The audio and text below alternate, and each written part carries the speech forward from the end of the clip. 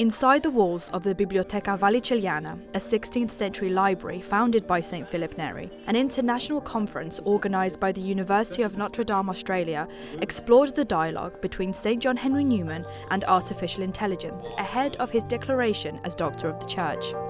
Ecclesiae Universalis Doctorem Declaramus.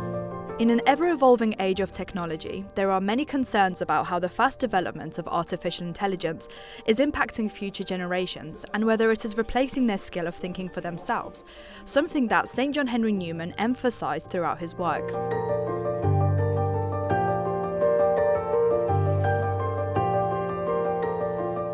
The now Doctor of the Church stressed the importance of forming the mind and developing a good judgment between right and wrong.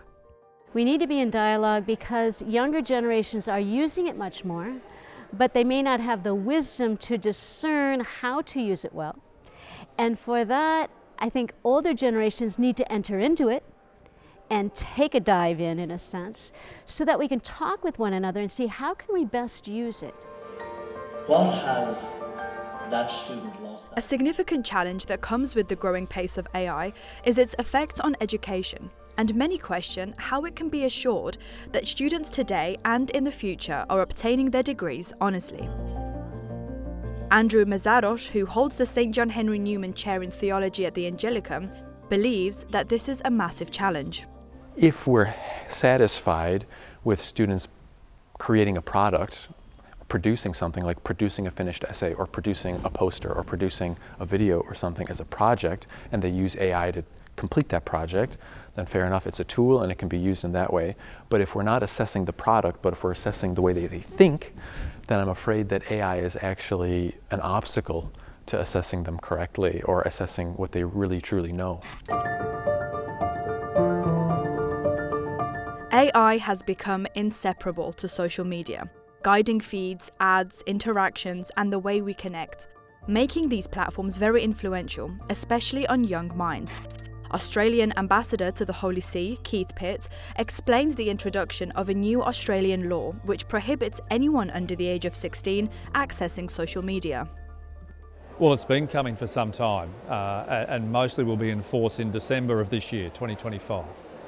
It's simply about the fact that there is overwhelming evidence that social media has a negative impact on children.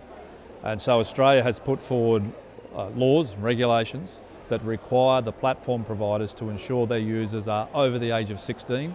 So it is effectively a ban on social media for children. Artificial intelligence can serve as a guide for how young people's minds work and how they think. The importance of forming the mind and conscience was one of St John Henry Newman's biggest talking points.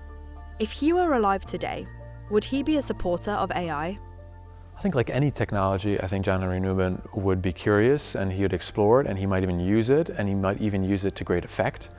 I think he would be incredibly cautious, however, about its effect on us, its effect on interpersonal relationships. In Rome, Zofia Czubak for EWTN, Great Britain.